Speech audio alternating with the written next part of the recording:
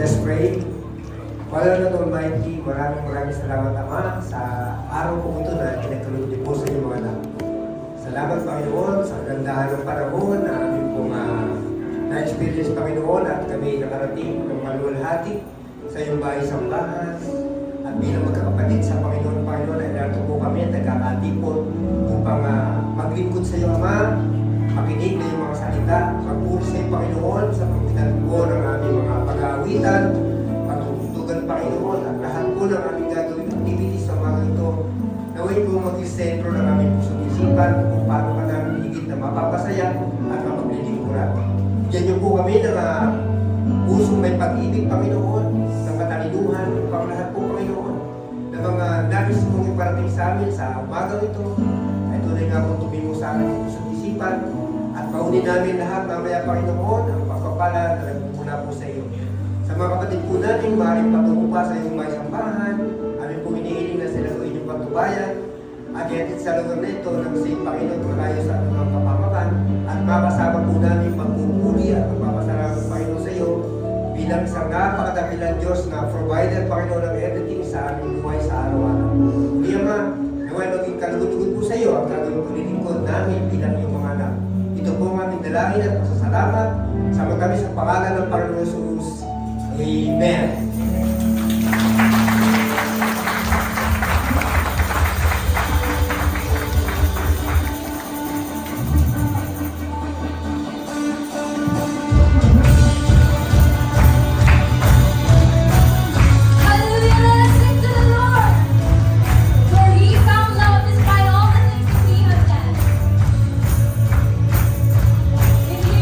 All we need.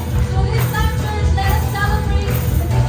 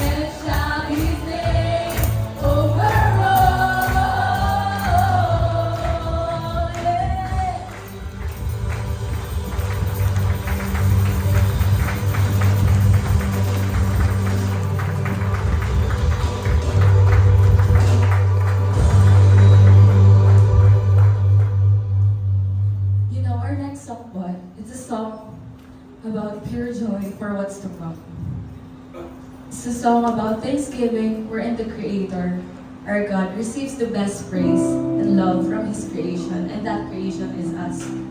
So as worshipers po, let us do that. Let us give the highest praises to our Lord for Him to receive the praise and love that He deserves.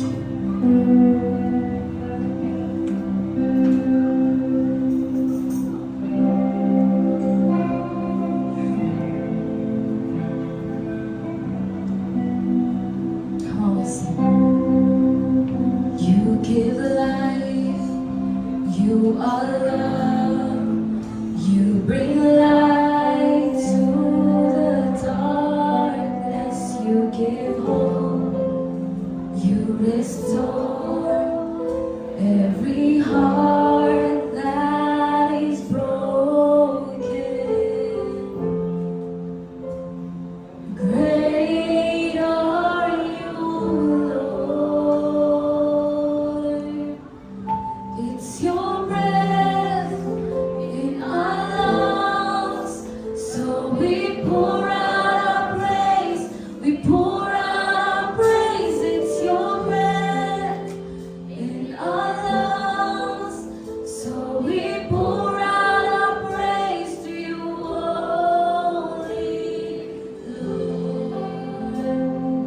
Great are you, Lord.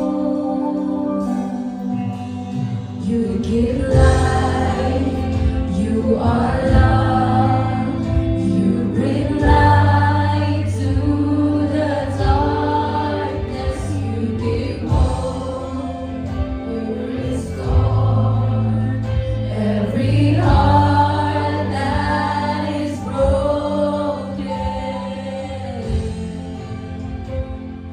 Great are you, Lord. It's your breath in our lungs, so we pour out our praise.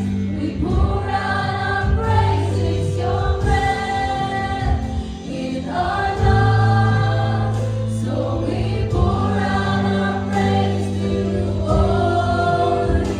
It's your breath in our lungs, so we pour out our praise.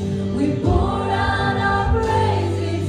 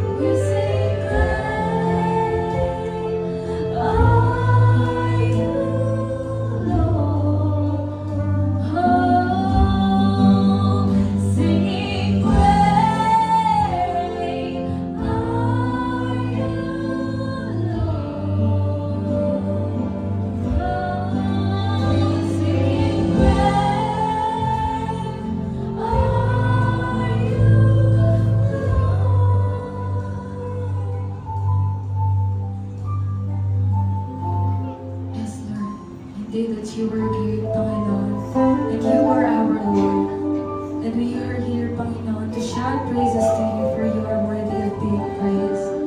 We thank you, Lord, for your love, for your life that you have given us. We thank you, Panginoon, for mending our hearts, Panginoon, for restoring it. And today, Lord God, we praise you and we give you all the things that you deserve, Panginoon. Kumakanta po kami ng buong puso, Panginoon. For we found hope, Panginoon, sa inyo. Dahil po sa inyong ginawa, Panginoon, para po sa amin. Lord, we thank you, Lord God, for your endless mercy and patience for us. That's why, Lord, we give our love to you as we sang and worship to you, Panginoon. Today, Lord, we ask, Panginoon, bigyan niyo po kami ng focus as we continue, Panginoon, this worship celebration. This is all we ask and pray, Lord God. In Jesus' name we pray, amen.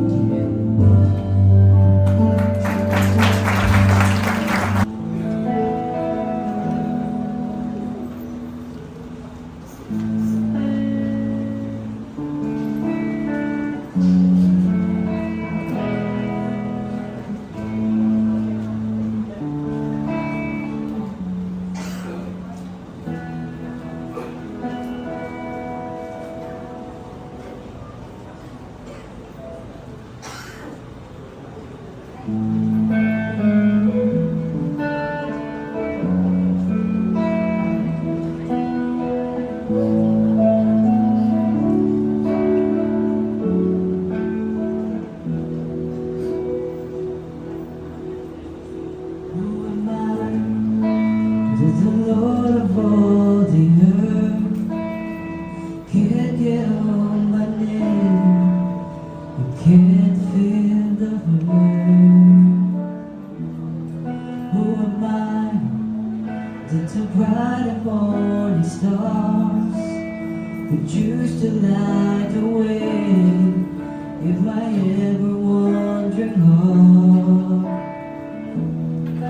Not because of who I am, but because of what you've done. Not because of what I've done, but because of who you are. I am a flower quickly fading, here today and gone tomorrow. A wave dust in the ocean, a vapor in the wind. Still you hear me when I'm calling. Lord, you touch me when I'm falling, and you told me who I am. I'm yours, I'm yours.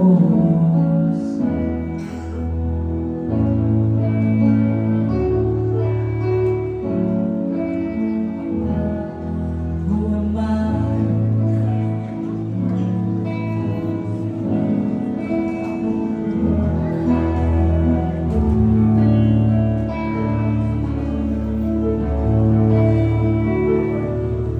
Who am I that the eyes that see my sin would look on me with love and watch me rise again?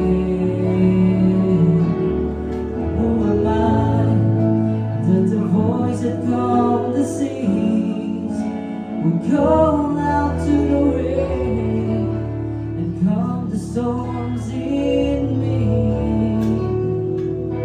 Not because of who I am, but because of what you've done.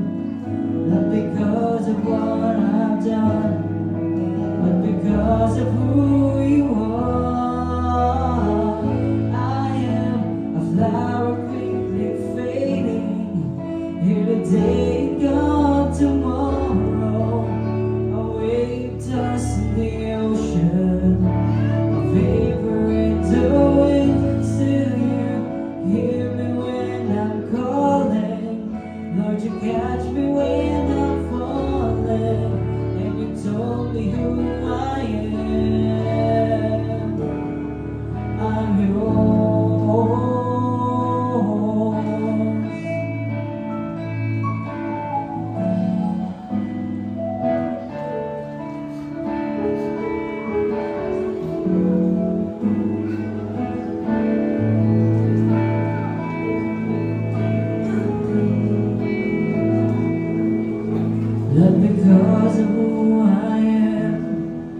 but because of what you've done, not because of what I've done, but because of who you are. I am a flower quickly fading, here today and gone tomorrow, a wave dust in the ocean, a vapor in the wind. Still you hear me when I'm calling, Lord, you catch me when I'm falling, and you told me who I am.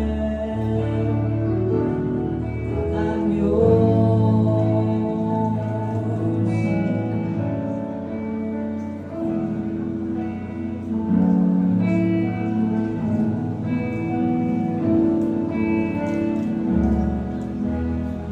Whom shall I fear? Whom shall I fear? 'Cause I am yours.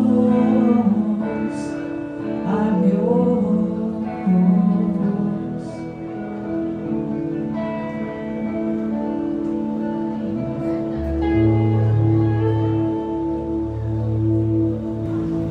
Purihin po ang Panginoon sa umagang ito. Tayo po ay dadako sa banal na puna. Dahil po walang pong basahin dito, na banal na kasulatan ang sinabi rito. Baya't ang sino bang kumakain ng tinapay, uuminom sa saro ng Panginoon, na di nararapat ay magkakasala sa katawan at tulo ng Panginoon. Napakalinaw po ng sinabi rito. Kaya ang sino mang kumakain ng tinapay na di nararapat sa Panginoon ay magkakasala. Lahat po tayo ay nagkakasala. Lahat po tayo nakakagawa na hindi maganda. Nakakagawa ng labag sa kalupa ng ating Panginoon Diyos. At ang sabi na rito, tayo po ay hindi karapat-dapat. Tayo ay magkakasala. Kaya ang sabi niya rito sa sumunod na talata, datapwat siya sa atin ng tao ang kanyang sarili at saka kumain ng tinapay at uminom sa saro. Sapagkat ang kumakain at uminom ay kumakain at uminom sa hatol ng kanyang sarili kung hindi niya kinikilala ang katawan ng Panginoon. Pati po natin sa ating sarili na tayo ay nakagawa ng pagkakamali. May mga bigat tayo dinadala sa ating mga puso na hanggang ngayon hindi natin ma-release. Hindi natin mapakawalan. Kaya minsan, ang hirap dalhin sa oras nito, hindi tayo karapat-dapat kapag hindi natin isinusuko sa ating Panginoon. Tandaan po natin ang banal na kapunan, nais ng ating Panginoon Diyos na tayo ay karapat-dapat upang tayo ay maging katanggap-tanggap sa banal na kapunan.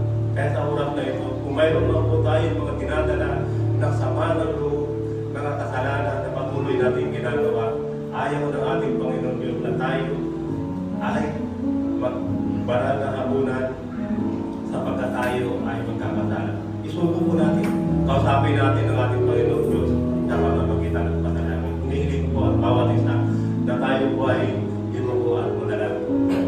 Ama namin Diyos, Diyos na lumang makapangyarihan sa lahat. Tunay nga na nakakabuti mo sa umagang ito. Tunay nga ng iyong dakilang pag-ibig ay patuloy yung pinapadama sa amin. Mula sa pagkagising namin, ang lakas, panibagong araw, ito ay kaluruhan. Lahat ng aming mga pangangailangan ay patuloy yung binibigay ayon sa iyong mga pagpapala. Tunay nga na lagi nyo kami sinasamahan sa ating mga lakad. Ikaw ang nagbigay sa amin ng tamang landas. Salamat at nga sa mga pagpapalang ito na kahit kailan sa lahat ng mga pagsubok ang hindi nyo kami iniwan, pagkus patuloy nyo kami binibigyan ng kalakasan upang ang mga pagsubok na ito ay patuloy namin makakatagumpayan. Ama, ang bawat sa amin ay makatalanan. Nakakagawa kami ng katalanan mula pa lamang sa pagkagising. Hanggang sa mga oras na ito kami ay nagkakasala. Meron kami mga dinadalang sama ng loob, sakit na aming dinadala. Nais namin itong ililis.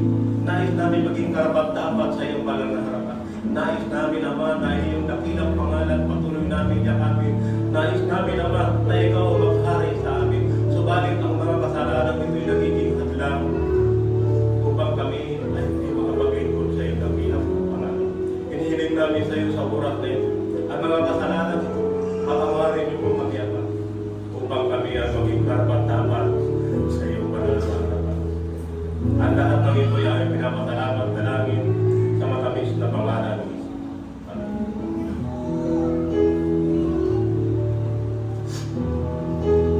sabi mo rito, sapagkat tinanggap ko sa Panginoon ang binigay ko naman sa inyo.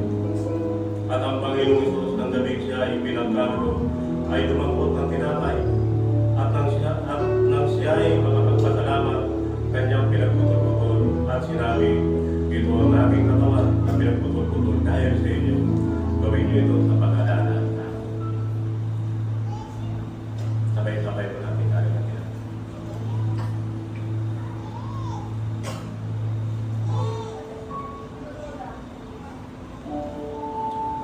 At gayon din naman, hinawakan ng sarong pagkatapos ng mga kahapunan na sinabi, ang sarong ito siyang bagong tipan ng aking dugo. Gawin niyo ito sa tuwing kayo'y magkikilong sa pag-alaala sa akin. Sabay-sabay ko natin.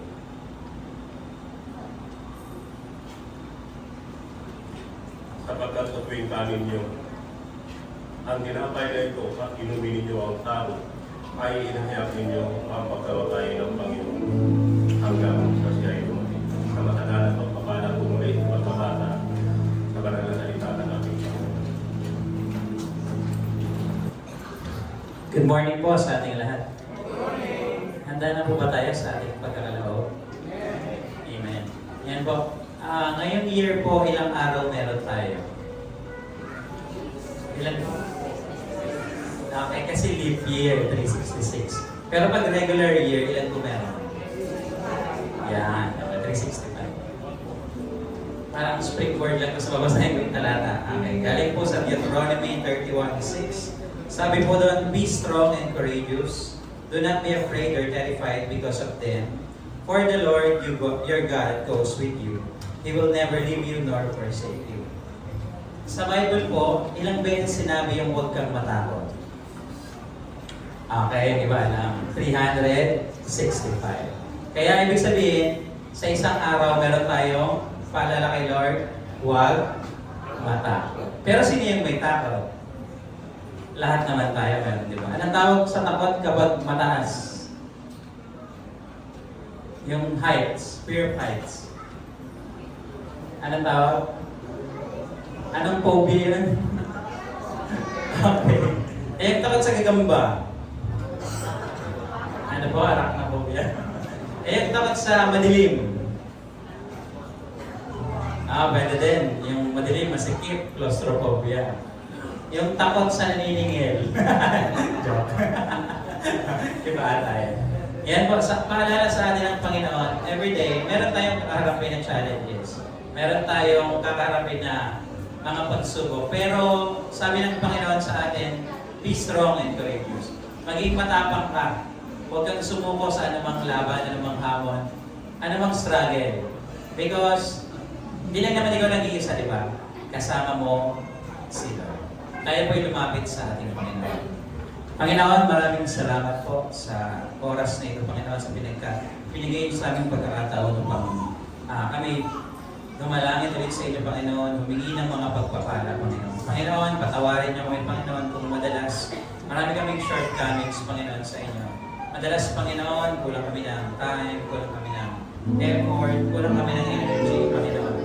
Panginoon, yung oras, Panginoon, sa inyo, Panginoon, nawa, Panginoon, magbigay sa amin, Panginoon, ng muling panunumbalik sa inyo, huwag sa gayon, Panginoon. Yung mga fear namin, mga takot namin, everyday, Panginoon, ay mapunan, Panginoon, ng kalakasan, ng inspiration upang laging maglingkod sa inyo. Panginoon, kayo, Panginoon, ang puno ng aming mga pagkukulang, ng mga kahinaan, Panginoon, at sa gayon, Panginoon, yung pagpapala, Panginoon, na nandyan, Panginoon, para sa amin, ay matamasa namin, Panginoon, at may share namin sa iyo.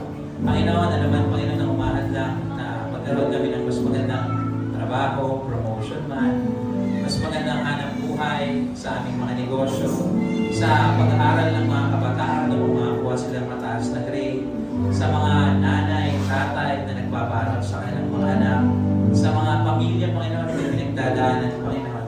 Ano bang, Panginoon, na meron sila kahit po yung may mga sakit, Panginoon, kayo, Panginoon, ang siyang magbigay sa kanila ng tapang, Panginoon, upang harapin ito. Nawa, Panginoon, makita, Panginoon, sa buhay namin, Panginoon, na kahit, Panginoon, marami kaming pagsubok, marami kaming struggles, Panginoon, patuloy kaming nagbibigay, nagbabalik sa inyo, Panginoon. Ito ang hiling namin sa iyo, Panginoon, kasama ng inyong pagpapala, kasama ng banal na Espiritu, sa pangalan ni Jesus. Amen.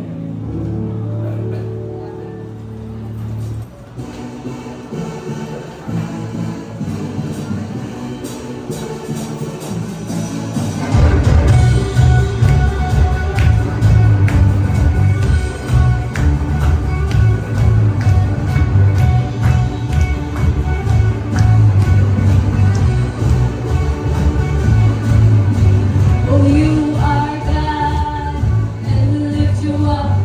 Keep singing, keep praising, we won't stop. Giving all we got, 'cause you're worthy of all glory and all. There is no other, you are forever.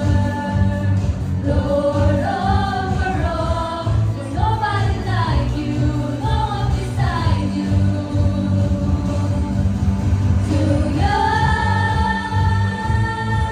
let endless praise resound.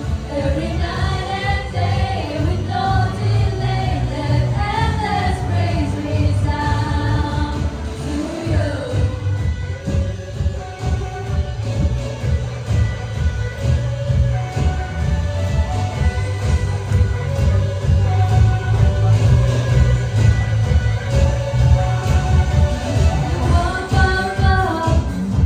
We're giving you a love, love, love for everything you've done, done, done. Oh, we give you all our praise.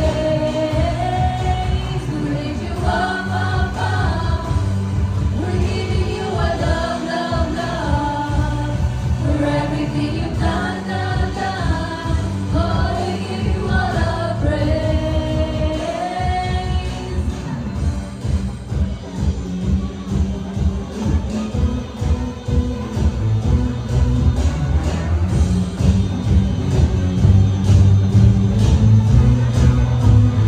Para daw po sa mga kababaihan may special number.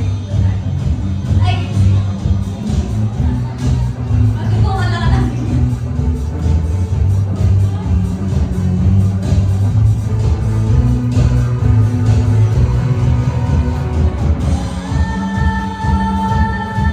Let endless praise resound every night and day, and with no delay. Let endless praise resound to you.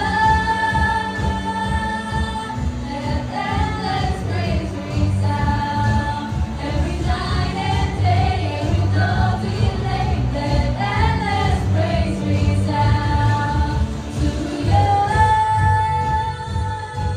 Let endless praise resound every night and day, and with no delay. Let endless praise resound to you.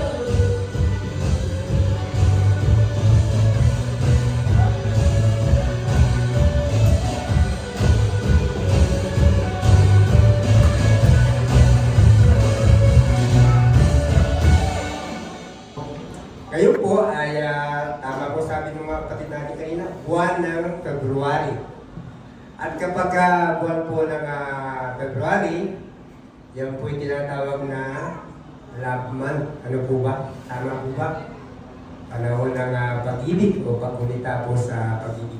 Kaya nga po sa araw po ito, ang tema po ng ating mensahe ay tungkol din po sa pag-ibig. So kapag ka po napapag-usapan yung salitang pag-ibig, ano po ba ang hatid sa inyo? Saya po ba? Lungkot? O pag-alala? Ang karaniwan po masaya din po ba? Amen. Because ang salita pong pag-ibig o pag-ibig, it's a very wide meaning of ano po. Malawak po ang ibig sabihin niya. And it has a different kind or classification. And what we call love for our parents, love for our children, love for our siblings, love for our grandparents and grandchildren, and even love for our friends. Ang tawag po sa ganung uri ng pag-ibig ay phileo love. Ano? At yun pong pagmamahal po sa ating mga esposo o esposa, at yung pagmamahal natin sa ating mga girlfriend and boyfriends, ang tawag naman po dyan ay eros love. Ano po? But most of all po, ang pinakamasasabi ko po may pinakamataas na antas at pinakasakdal na pagpapadama ng kanyang pag-ibig ay yung pong pag-ibig ng ating Panginoon sa atin. Na yan po ay tinatawag na agape love o pag-ibig ng Diyos sa kanyang mga nilikhang tao o sa kanyang mga anak. At tayo po yun. Amen po ba? So yan po ang ating tatalakayin sa mga ito. Bakit po ba? Dahil sa pagnanais po ng Diyos na may padama sa atin ang kanyang pag-ibig, ano po ang kanyang ginawa? Yung mismong isa-isa po niyang anak, ang kanyang isinugo upang isakripisyo o magsakripisyo ng kanyang buhay alang-alang sa ating kaligtasan. Purihin po ang Diyos sa kanyang pong pag-ibig na yan.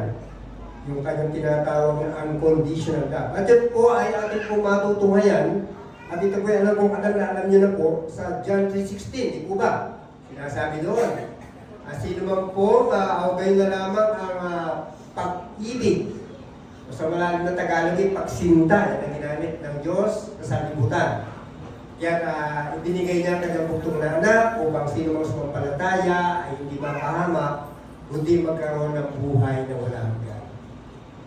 At sinabi rin po sa Book of Romans, chapter 5, verse 8, ang ganito po sa wikang Ingles, ano? But God demonstrated His own love for us in this. While we were still sinners, Christ died for us. Kaya nga po, tunay na wala pong makakapantay sa pag-ibig ng Diyos na kanyang ginawa para sa atin. Dahil yung kanyang mismong bugtong na anak, ang siya po talagang nagsakripisyo para po sa atin lamang. At para may pakita o may padama ng Diyos ang kanyang pag-ibig sa kanyang mga nilikha. Subalit hindi lamang po yung ginawang sakripisyo ng Panginoong Hesus ang nais pakita po ng Diyos sa atin upang madama po natin ang kanyang pag-ibig. Nais din po niyang gawin tayong ganap at nananatili sa kanyang pag-ibig. Sa pamamagitan po ng mga bagay na nais niyang ipagawa sa atin. Sabi po tungayan po natin yung sinasabi ng banal na kasulatan po sa Book of 1 John chapter 4 verse 7 hanggang 21. Sa English po, sa New International Version, bayan niyo kung basahin ko sa inyo, ang sabi po dito, God's love and ours. Dear friends, let us love one another. For love comes from God. Everyone loves has been born of God and knows God. Whoever does not love God does not know God, because God is love. This is how God showed His love among us. He sent His Son and only Son. He sent His one and only Son into the world that we might live through Him. This is love. Not that we love God, but that He loved us and sent His Son as an atoning sacrifice for our sins. Dear friends, since God so loved us, we also ought to love one another. No one has ever seen God, but if we love one another, God lives in us and His love is made complete in us. We know that we live in Him and He in us, because He has given us His Spirit. And we have seen and testified that the Father has sent His Son to be the Savior of the world. If anyone acknowledges that Jesus is the Son of God, God lives in Him and He in God. And so we know and rely on the love God has for us. God is love. Whoever lives in love lives in God, and God in him. In this way, love is made complete among us so that we will have confidence on the day of judgment. Because in this world, we are like Him. There is no fear in love, but perfect love drives out fear, because fear has to do with punishment. The one who fears is not made perfect in love. We love because He first loved us. If anyone says, I love God, yet hates his brother, he is a liar. For anyone who does not love his brother, whom he has seen, cannot love God who has not seen. And He has given us this command: whoever loves God must also love his brother. Let us pray po. Ama namin Diyos, sa makapangyarihan sa lahat, Panginoon, maraming salamat sa mga salita mo po na aming natunghayan at nabasa at narinig. Panginoon, sa umaga po ito ay tatalakayin po namin ang pag-ibig na nais mo po ipadama at ipagawa sa amin. Bigyan mo po kami ng bukas na puso't isipan at katalinuhan upang lubos po namin ma-absorb sa lahat po ng mga salita mo o mensahe na bibigyan niyo po sa amin lahat sa umaga ito. Nawa, Ama, after po ng gawain ito ay huwag po namin kalimutan ang mga salita mo po na iyong ibibigay sa amin. Paunin namin ito at may-apply sa aming mga sarili at sa mga tao na sa amin pong kapaligiran. Ito po ang aming dalangin at pasasalamat sa pangalan ng Panginoon Jesus. Amen. So ating pong nabasa, hindi lamang po pala yung pagpapakita ng Diyos ng kanyang pag-ibig sa pamagitan ng kanyang anak ang nais niya pong ipadama sa atin. Kundi may mga bagay po pala na nais po ng Diyos na ipagawa sa atin. Therefore, we should practice to love one another, o sa ibang salin po ay love your neighbor. Why? We should practice love one another. Sino po ba yung ating tinatawag po na neighbor? Hindi po yung nakatukoy sa kapitbahay na. Ano po? Pag sinabi pong neighbor, ang unang-una po nating neighbor o yung ating kapwa ay yung ating pamilya. Yung ating asawa, yung ating mga anak, tapos yung ating mga kaibigan, and then yun na, yung kapitbahay na natin. Yan yung ating kapwa. Pero bago tayo tumalon sa ating mga kapitbahay, ang unang-una nating kapwa na nais natin pagkukulan ng pansin ay yung ating kasama sa loob ng ating tahanan. So, again, bakit kinakailangan pong isang practice natin yung love one another or love our neighbor? Una po, mahal po ba natin ang ating sarili? Tama po, Siguro naman po, wala pong tao masasabing hindi siya nagmamahal sa kanyang sarili. Lahat po siguro ng nilalang tao ay nagmamahal sa kanyang sarili. Sabi po kasi dito, if we love ourselves, then we should love our neighbor. It is God's command. Ipinag-uutos po ito ng ating Amang Diyos. Sa Lumang Tipan po, ating matutunan sa Book of Leviticus, chapter 19, verse 18. Sabi po doon, do not seek revenge or bear grudge against one of your people. Huwag daw po tayong magiganti o magkaroon ng poto galit sa ating kapwa.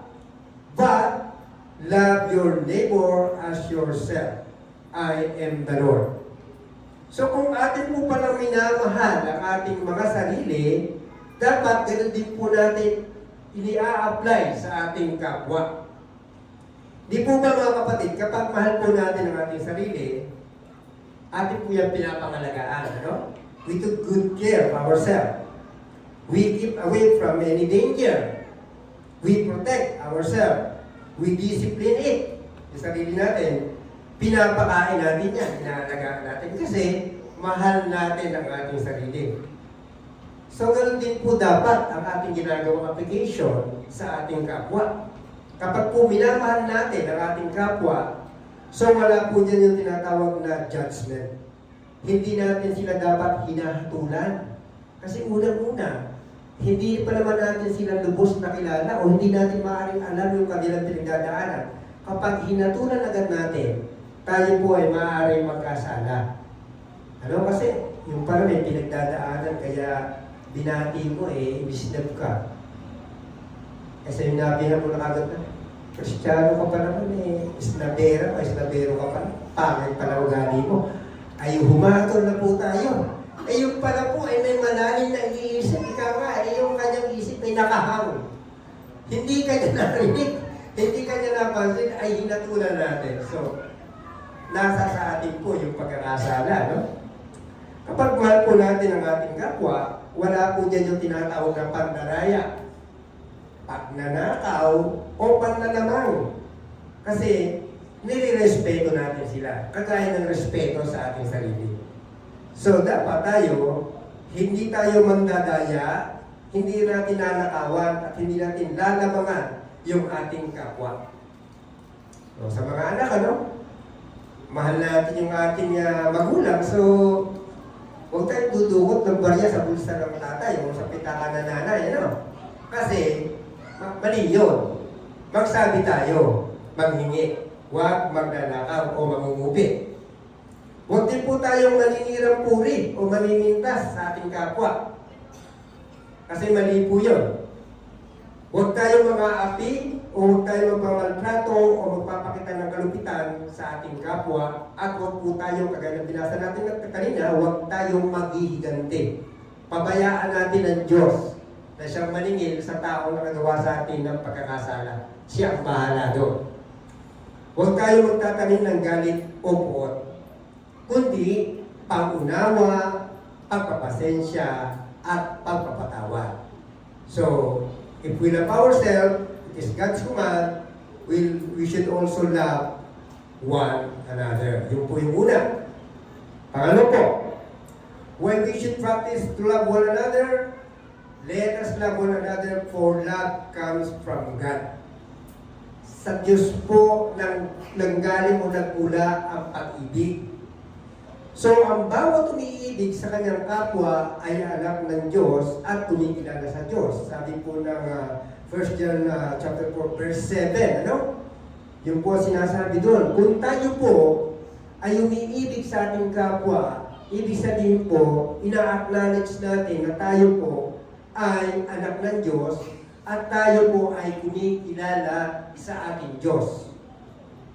So, madali po ba mahalin ang ating kapwa? Medyo siguro, masasabi natin madali, at the same time, mahirap. Kung ang kapwa natin tinutukoy dito ay nakagawa sa atin ng mali at nakasama sa ating kalooban. Pero alang-alang po mga kapatid na tayo po ay kumikilala sa Diyos at tayo naniniwala na tayo ay anak ng Diyos, kahit mahirap, we should practice to love one another. Kung hindi po natin ito gagawin, nagpapatunay po na tayo po ay hindi kumikilala sa Diyos, sabi po ng verse 8. Ano po, so malinaw po, no? Dahil ang Diyos ang unang nagpadama ng kanyang pag-ibig sa atin, siya ang unang umibig sa atin at hindi po tayo. Ito'y sa pamamagitan nga po ng kanyang anak na si Kristo Jesus. Sabi po ng verse 9 and verse 10. At dahil napakadakila ng pag-ibig ng Diyos sa atin, dapat din tayo magpadama ng ating pag-ibig sa ating kapwa. Sabi po ng verse 11. So, nais po yan ng Diyos. Hindi natin marahil ginanais. Pero dahil sa po tayo nga ay kumikilala na tayo ay anak ng Diyos at ina-acknowledge natin na tayo po ay kanyang mga anak, dapat ito po ay ating ginagawa at i-apply sa ating mga sarili. If we love one another, let us love one another, for love comes from God.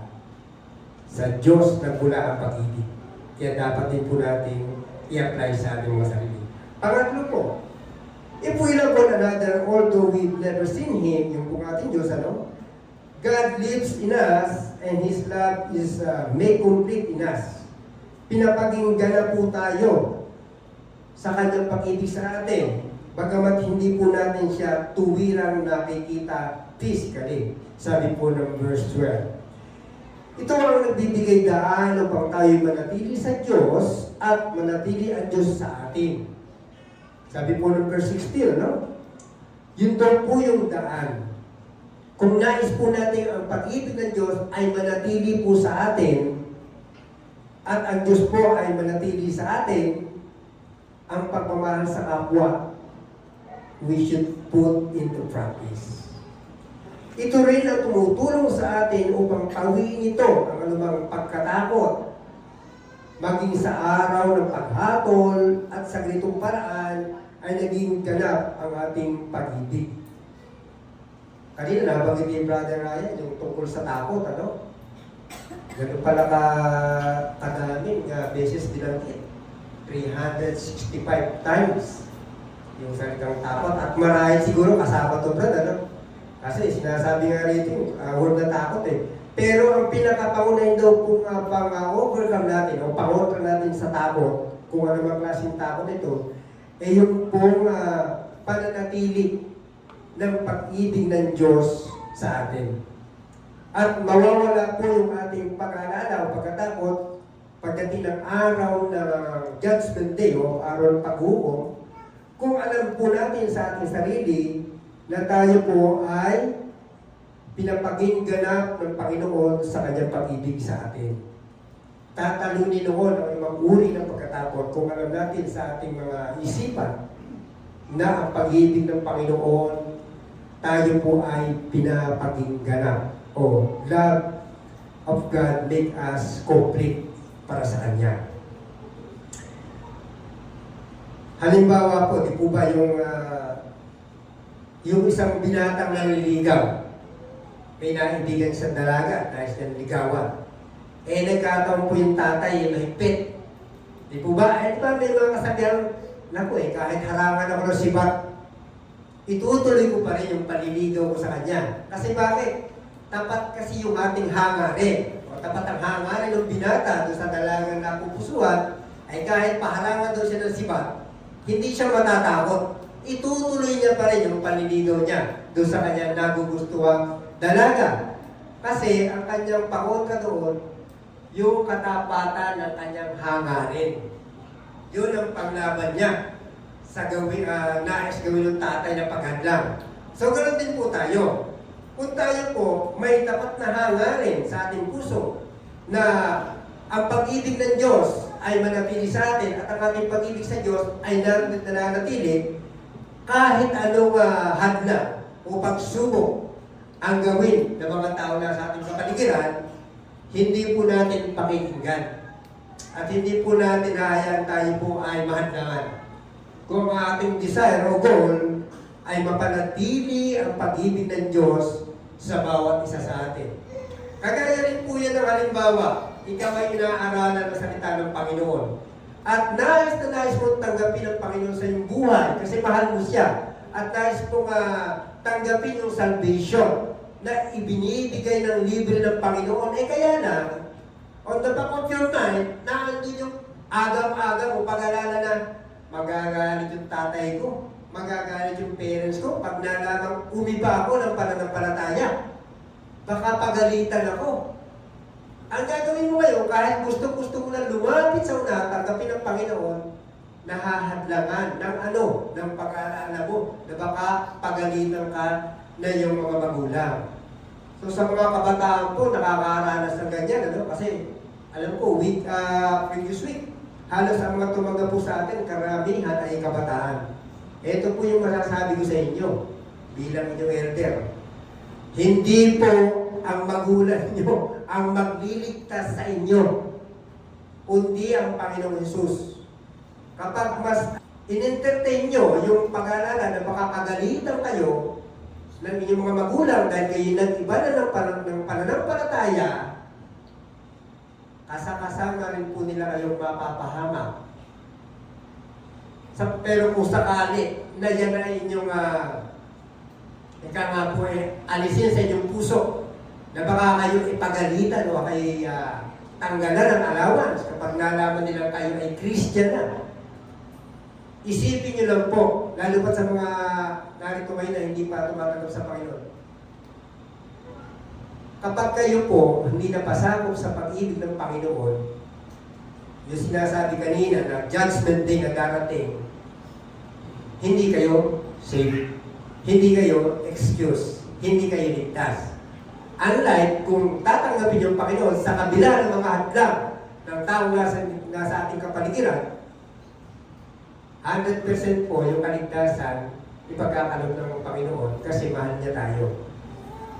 Again, hindi tao na nasa paligid natin ang magbibigay sa atin ng salvation. Only God, only Jesus Christ. Kaya kung kayo nakaka-experience sa mga hadlang sa inyong buhay, i-overcome niyo po yan. Kasi hindi po yan makakabuti po para sa inyo. Amen? So, why we should practice love one another? Because God lives in us and His love is made complete in us kung tayo po ay magmamahal sa ating kapwa. Pangapat, we love because He first loved us. Tayo po ay nagmamahal dahil ang Panginoon po ang unang nagmahal sa atin at hindi tayo ang unang nagmahal sa Kanya. Sabi po yun sa verse 19, ano? At dahil dyan, tayo'y binabago ng Diyos upang ating alisin ang mga pagkabuhi, galit, pagkasinungaling sa ating sarili. Dahil kung sasabihin natin, iniibig ko ang Diyos, pero may galit naman ako sa aking kapwa, lalabas po tayong sinungaling dahil hindi tayo marunong magpatawad. Napakalinaw po ng sinasabi ng verse 19. Kung sinasabi lang po pala ng ating mga bibigong dati na mahal ko ang aking kapwa, pero naroon naman yung pagkapuot mo at pagkapuhi sa Kanya, lalabas po tayong sinungaling at wala po sa atin ang Panginoon. Ang dapat po, matuto po tayo magpatawad. At kapag tayo po ay natutong magpatawad, 100% po, ika nga po very proud nating masasabi na mahal ko ang aking kapwa. Kasi ako ay marunong magpatawad. Alalahanin niyo po yung warning ng Panginoon sa Bible. Ang hindi marunong magpatawad sa kanyang kapwa ay hindi rin naman patatawarin ng Ama nasa langit. Nais niyo po ba na pagdating ng araw, pagkarap sa Panginoon, Lord, ito na ako. Ay anak, hindi ka pala dito. Bakit, Lord? Naglingkod naman ako sa iyo everyday yan. Eh, hindi ka naman nagpatawad na yung kapwa eh. O, hindi mo pinatawad, ayan. Namatay ka na physically, ito, nasa harapan na kita. Yung kapwa mo, naiwan mo sa mundo, hindi mo napapatawad. Eh, pasensya ka na. Hindi rin kita patatawarin sa aking kahabilan. O di po ba kawawa naman tayo? Kaya dapat, bago natin sabihin na, iniibig ko ang aking kapwa, o mahal ko ang aking kapwa sa Panginoon. Siguraduhin po natin yung ating sarili. Ako po'y nagpatawad na. Dapat, ang sagot, oo, hindi siguro. Pagka po kayo ay marunong magpatawad, umasa po kayo. Pag kayo'y nakakomit ng pagkakamali, patatawarin din kayo. Kasi kayo'y marunong magpatawad. At hindi po tayo lalabas sa sinungaling. Kung mahal po natin ang Diyos, dapat nakikita po sa ating kilos, sa ating aksyon. Dahil kung iyang kapwa natin na nakikita natin, ayan, ganyan, nakikita natin ang hayagan, eh hindi natin kayang mahalin, ay paano natin masasabing mahal po ang Diyos? Hindi naman natin siya nakikita. May nakakita na po ba sa Diyos? Sino po malakas ang loob? Taas po ang kamay.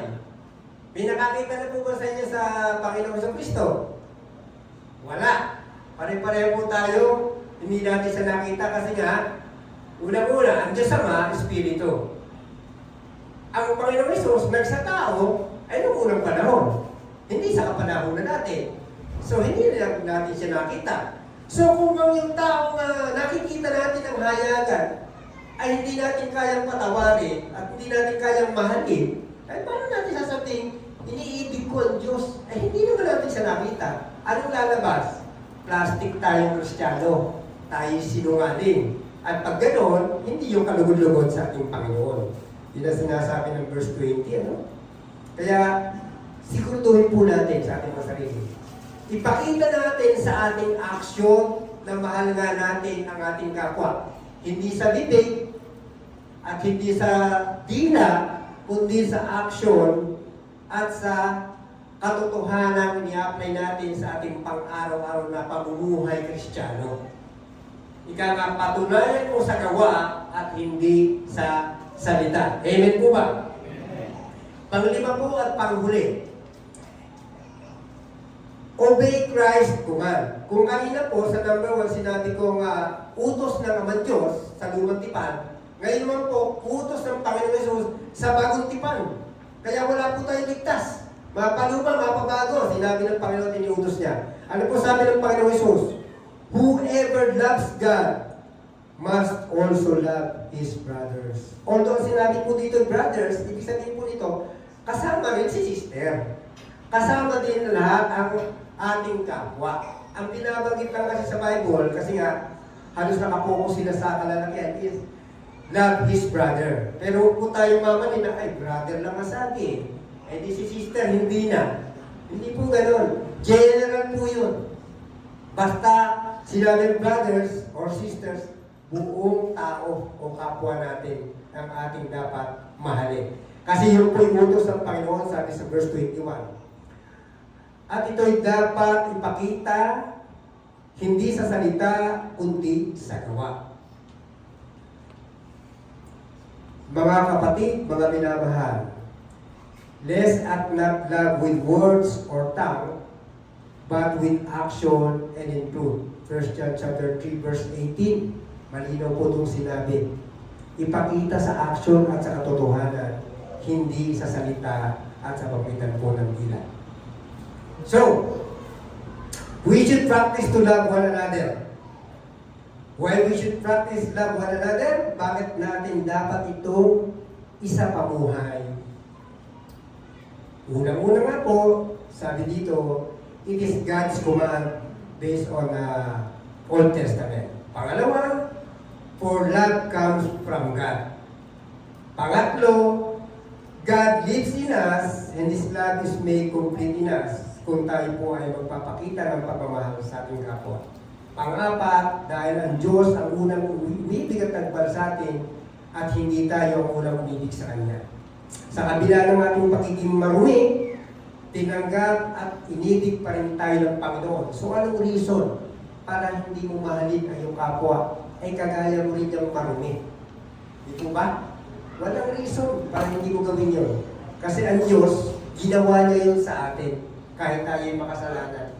Tinanggap at minahal pa rin tayo. Bakit hindi mo naman siya gagayahin? Eh siya nga yung ating Panginoon.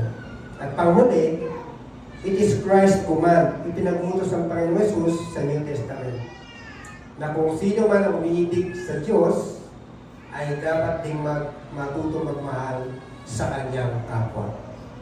Kapag pag-ibig po mga kapatid, ang namayani sa ating buong pagkatao, sa ating buong puso't isipan, hindi po tayo makakakumit ng mga maling aksyon sa ating buhay. Hindi tayo makakagawa ng mga bagay na magdudulot po ng sama na loob, pagkagalit, o pagtatampo sa ating kapwa, kung lagi natin isa sa practice yung pagmamahal sa ating kapwa sa iba't ibang pamamaraan, sa iba't ibang way o sa iba't iba nating makakayang may padama ang pag-ibig natin sa ating kapwa. Yun po yung magiging pattern o guide natin upang hindi po tayo makakumit ng mga mali. At hindi po tayo makakaramdam ng puot kung ang nananatili po ay pag-ibig sa ating puso. Hindi tayo matutulad sa ibang mga nasyon na nagigera dahil hindi nila ipina-practice ang pag-ibig sa kapwa. Bilang panghuli po, di po ba may kanta? Kanina, nung nagdi-devotion kami, si Pastor Rene kumakanta. Na hindi kantang sa ako nagkamali, eh yun doon kung minsan bago maisip ng tao, nagawa na yung pagkakamali, kaya may pagsisisi. Pero kung ang pag-ibig po, ginawa rin natin yung nasa puso. May kanta po rin ganito sabi po, kung ang pag-ibig ang laman ng iyong puso, mawawala ang galit sa mundo. Sabi po ng kantang yun. So, yun po ang gawin natin laman ng ating mga puso. Paunin po natin sa ating pagdisang mamaya mula sa ating baysang bahay. Amen po? At uli po tayo lumukot at pinunananin. Maraming Diyos na magpangyari sa lahat. Panginoon, salamat po sa mga salita mo na iyong binahagi sa amin sa pamitan po ng mga bating Dalangin po namin, Ama, na nawa ang mga salita mo po na aming narinig at pinag-aralan. Ay amin po sa puso, amin po sa pamuhay. At paunin po namin, Ama, sa aming paglisan mula sa iyong bahay sa bahay. At i-apply po namin sa mga taong nasa aming kapaligiran. Nang sa ganun parang Panginoon, makikita po ang kaluwalhatian ng aming Panginoong Hesus sa uri ng aming pamumuhay. Ikaw ang magsilbing liwanag, Panginoon, sa aming isipan, sa aming mga puso, upang ang kaniningan ng iyong pagka-Diyos, Panginoon, ay makita po sa pamagitan po ng iyong pangalan. Ama, maraming salamat po. Patuloy namin inaasahan at hinihiling ang patuloy mong pagpapadama ng iyong pag-ibig sa bawat isa sa amin. At ganoon din naman, aming hinihiling sa iyo, bigyan mo kami ng courage, Panginoon, upang may sa katupad din namin, magawa din po namin na may apply sa amin sarili ang pagmamahal po sa aming kapwa. Ito po ang aming dalangin at pasasalamat sa matamis sa pangalan ng iyong anak na si Jesus. Amen.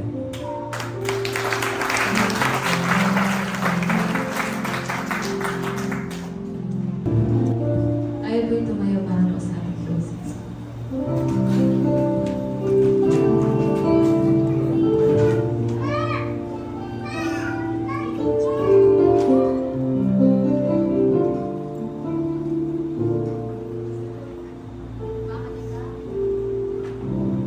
Can't go back to the beginning. Can't control what tomorrow will bring, but I know here in the middle is the place where you promised to be.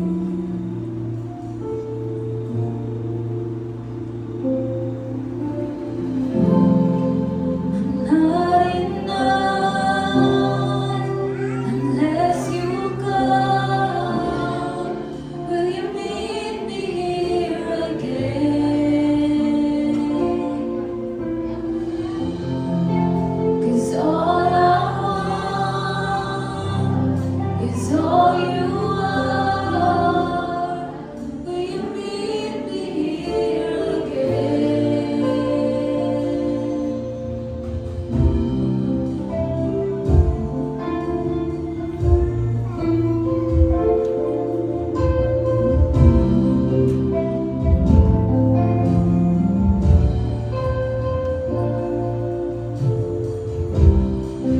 As I walk now through the valley, let your love rise above every fear. Like the sun shaping shadow, in my weakness your glory appears.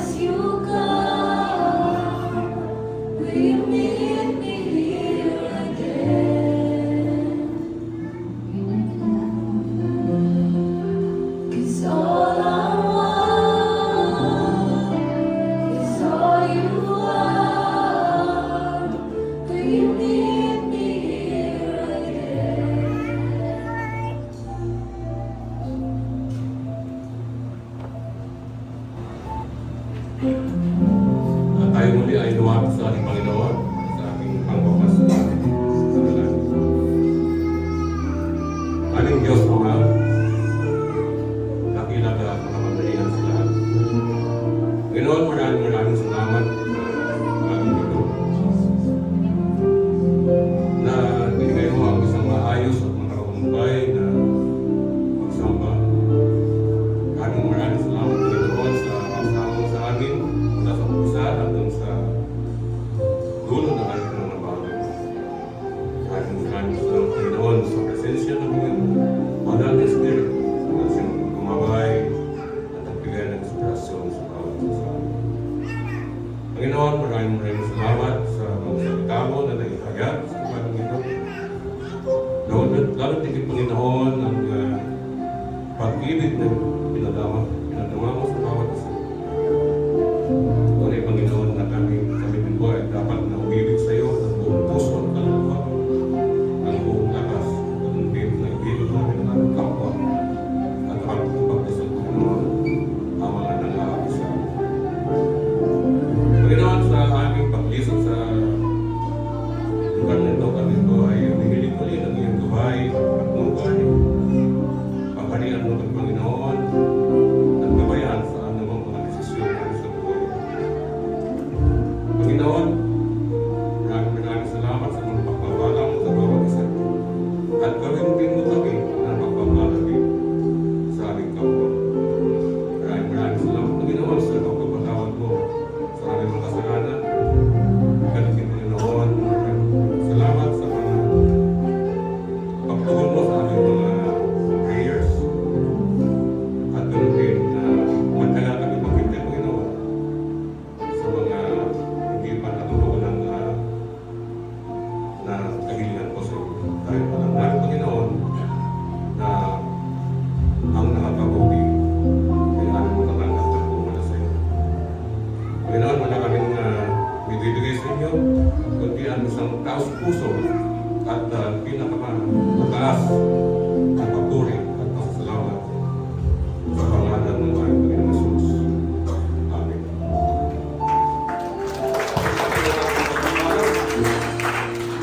Sa ating Diyos Ama, na pinagmumula ng kapayapaan, ay pagkalooban kayo ng lahat ng iyong kahilingan. Ang masaganang pagpapala ng Diyos Ama, ng Anak, at ng Espiritu Santo,